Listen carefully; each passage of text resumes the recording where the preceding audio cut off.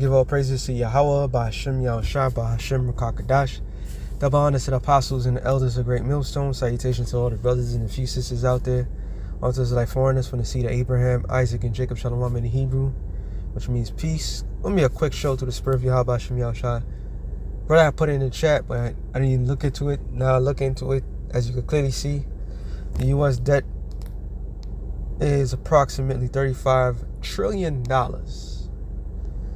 Each citizen, each last person out here owes over $100,000. And from taxes, over $267. $267,000. And so forth. They got people right where they want them. Now, with the current landscape of the dollar going down, the way it's going down, not having that much steam, a debt that some odd reason nobody can explain. And if I can find that video, I'll know when I'll put it. But nobody can explain why is a first world country who prints out its own money,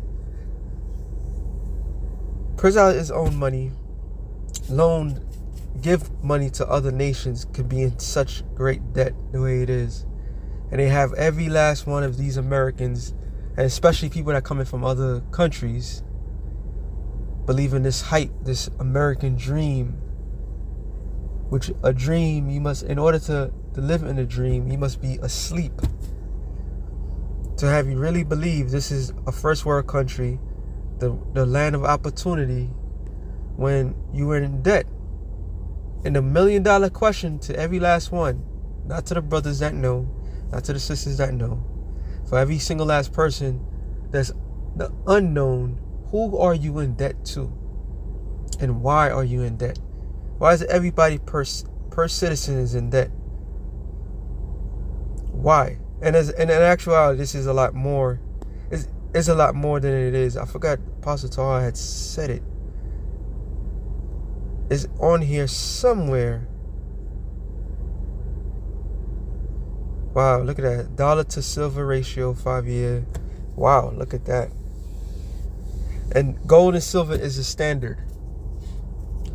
So if gold and silver is a standard, what is these paper dollars all about? These are debt notes. Straight up debt notes. The idea was to put silver and gold, actual money, into banks. And these were the certificates of saying, this is how much I have in the bank. Since it's not in the bank no longer, these certificates are backed up by nothing. That's what's called a fiat. Fiat currencies, which fiat means you make whatever you want to make. So the thing that was backing it up, that was holding this dollar strong, was oil. This is why when you go into the history, the Gettys were the first ones to go to the Prince of Saudi Arabia and made a deal with them. All right, and when they made that deal, them making that deal, and they was backing up the dollar, holding the dollar strong for all these years. Now these countries are doing what? They dropping the dollar. They want no parts of the American dollar. So since they don't want no parts of the American dollar, other countries where you make trades and so forth, proving that this is Babylon the Great. All right, I'm gonna get a couple of scriptures. I ain't gonna make this too long. It says, Revelations 18. I can start at 4. It says, and I heard of another voice from heaven saying, come out of her, my people, that ye be not partakers of her sins. So this is talking about the literal. What is a sin? Sin is on breaking the law, statutes, and commandments of the Most High. All right. So the coming out started out when we first realized what we was in, what they call the matrix, which nothing wrong with the matrix. The matrix is actually a womb. When you go to I believe it's Exodus, and the Lord spoke of everything that came out the matrix, out of the womb, was his. But this matrix, this trap, this snare that Esau has gotten everybody, is this delusion, because everybody's in a delusional state. Matter of fact, to make this not this too long, I'm gonna quote some scriptures, hit certain points, and move on. It says Isaiah 60:2. It says, "For behold, darkness shall cover the earth, and gross darkness the people." So darkness is what? Not knowing. It tells you also in Isaiah the 25th chapter and 7th verse, he said he will destroy in this mountain the face of the covering cast over all people, and the veil that is spread up over all nations. That covering cast is the lies. What is Revelations 12:10, I believe? No, I'm going to go to the point. 9. It says, "And the great dragon was cast out, that old serpent called the devil, and Satan, which deceiveth the whole world. He was cast into the earth," which is talking about future prophecy.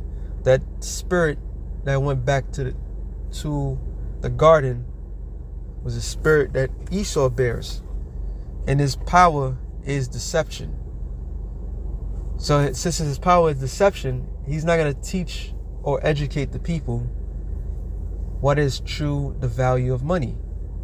He's going to keep people trapped up, because this is nothing but a trap. Now let's bring real modern time with this. The average person right now are broke. All right, everybody's living by the skin of their teeth because they're not educated enough. And even if you're educated to how to maintain money, you won't be able to maintain it, because this whole entire system is built on a snare, a trap. So when the scripture says, "Come out of my people," we have to come out mentally, but eventually the Lord is going to physically take us out of this place. And that's what that's what the saints of the Most High is waiting for. That's what the 144,000, the elect of the nation of Israel, is waiting for, to be removed from this place. But right now we have to be partakers of this place, because the way Esau's putting it out there is that there's only gonna be two classes of people: the very rich and the very poor. All right. Matter of fact, Revelations 13:16, it tells you, "And he shall cause both. So and he shall cause if all, both small and great, rich and poor, free and bond, to receive a mark, which is charagma, a physical imprint." All right. Why everybody's in debt? Because you're in debt. Because when it's time for you to pay back that debt, which you did not, you're unaware of, you're gonna have to pay it back by your soul. While people playing games, this man is playing for your soul, for power over people. And this is an ultimate power grab. That's what's happening. This is the ultimate power grab, because you can't pay back that which is owed. It says, "In their right hand or in their forehead, metapalm," which is your forehead, "that no man might buy or sell, save he that had the mark of the beast and the number of the mark." So there's only going to be two classes: the very rich and the very poor. So he who controls the money, which was a quote from one of the Rothschilds, controls everything. He don't care about who passes the laws. He controls the money. This is why everybody's put in a debt-like system. Everybody's scrambling with the little credit cards that they have to maintain what they have. It tells you Proverbs 21:4, I believe.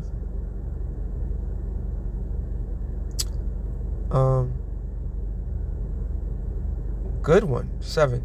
"The robbery of the wicked shall destroy them, because they refuse to do judgment." So them robbing the average person is going to lead to their downfall. Actually, it's 22 and 7. "The rich ruleth over the poor, and the borrower is servant to the lender." So this is all about feudalism. That's all this thing has been about, is the feudalism system. When you look up the feudalism system, best example is in ancient Japan. You have the feudal lords, you got the vassals, and you have the serfs. Well, guess what? We all serfs. Every last one of us. This is why the Lord is going to remove us from this place. I'm not gonna go back to Revelations 18. And like I said, I'm just gonna quote some scriptures and go from there. To every person out here is in debt, which this is ultimate the end game. And knowing that nobody can be able to pay back that debt. What they do, they offer you more credit so you could get back more into debt. You crawl out one thing and then you're gonna get into another. The reason why I was going to read Revelations the 18th chapter, showing you that this is the hub of everything. All right, the Lord's going to destroy everything.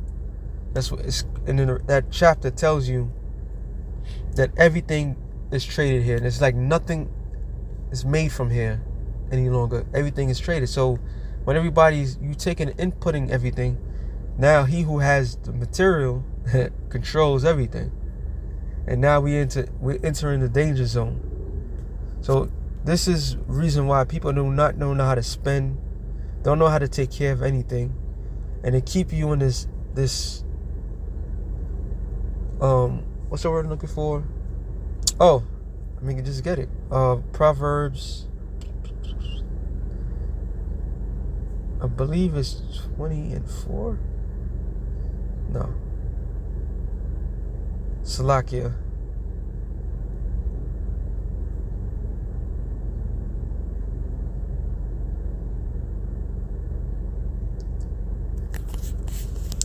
Salakia.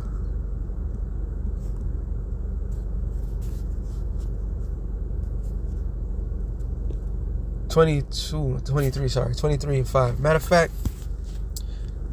let's go 23:3. Be not desirous of dainties, for they are deceitful meats.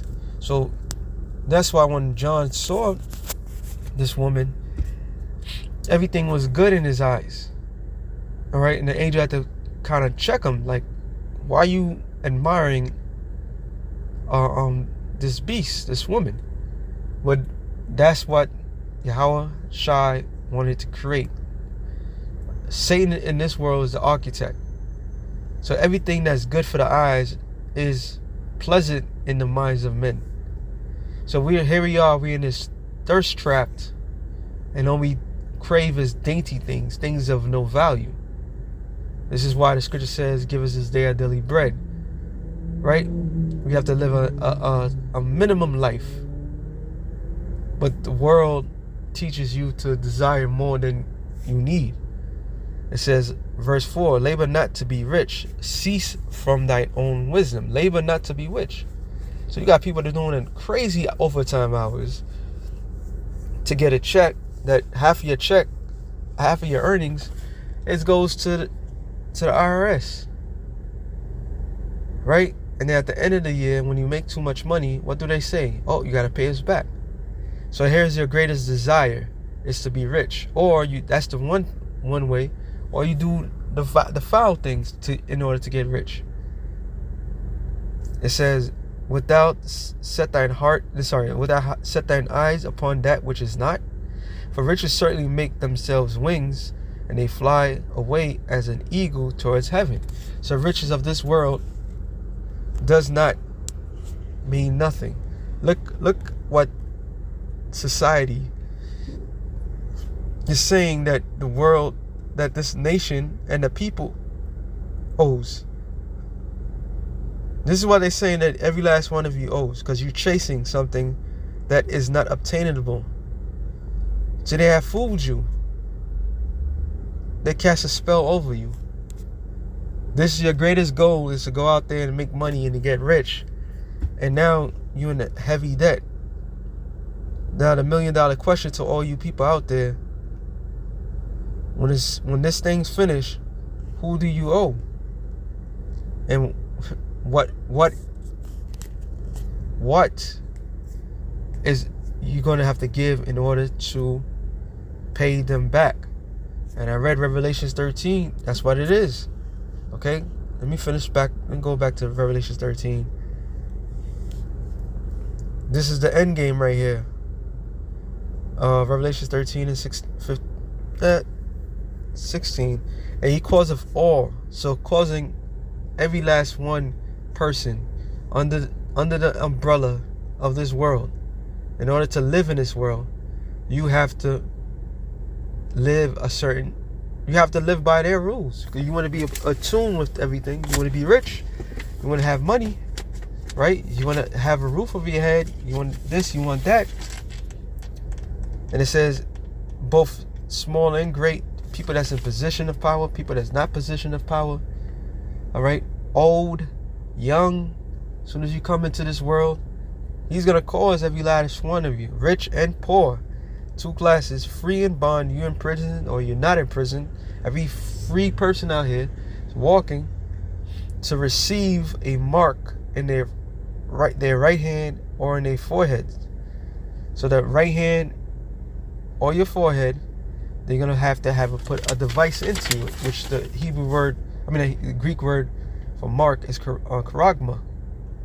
So you're going to have to put a charagma in you, a device that's going to hold your finances, your health status, your social status in society. This man has narrowed it down to get every last person. There's no escaping it. The only way you can escape is if you go off the grid, but they're going to make it so hard off the grid that you're going to run back to the grid. Going with 2nd Ezra 15th chapter, the desire to go into the city, but they won't be able to. Just for you to put this thing in you. And what is the results of this? So you can't buy or sell. You can't do nothing. You can't live a regular life. And if you take it, this is the results. And then the third angel followed them, saying with a loud voice, if any man worship the beast, which is what is the beast? His new world order system. All right, and his image, which is his new world order, which the beast is NATO, EU. All right,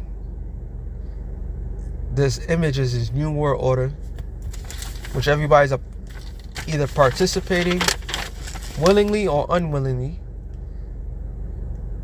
It says, and to receive a mark in a forehead or in their hand. So it doesn't matter if it's a right hand, left hand. If you put a device in you, this is what's going to happen. The same shall drink of the wine of the wrath of the Most High, which is poured out without mixture in the cup of his indignation, and he shall be tormented with fire and brimstone in the presence of the holy angels, in the presence of the Lamb. So the end game, you taking that mark, which is you telling the world, telling the Most High to his face that you rather serve man and his mammon than to worship the Lord. So when the Lord comes back, when Yahushua comes back, like Apostle Tawa would say, the Lord, he's not going to be able to save you. You already made your choice. And this is the choice what Esau is trying to bring out. This is why he have you people are indebted. This is why people are not financially educated. They don't know what's going on. All they know is, I get up, eat, go to work, make my money, I live a certain lifestyle. That's it. They cannot think outside that box because they wasn't breeded or educated enough. I can keep saying the educated part because this is what the world will say, because that true education is within, but they wasn't trained enough to understand what true value is. And the true value does not apply to this world. The riches are in heaven. All right, the true bank account is what you do is in heaven, because if they pull the plug, when the dollar crashes completely, what are you people going to do? You can't buy your way out of to salvation because it's worthless. So this is the ultimate end game. So with that being said, we'll sign real quick to the Spirit. We're almost out of here, literally. We don't know when they're going to pull the plug, but they're going to pull it. And boy, it's going to hurt every last one. But that's what's going to be needed for the next phase of Yahweh Bashem Yahushua, which is going to be Jacob's trouble. So with that being said, shalom to the elected nations. Shalom.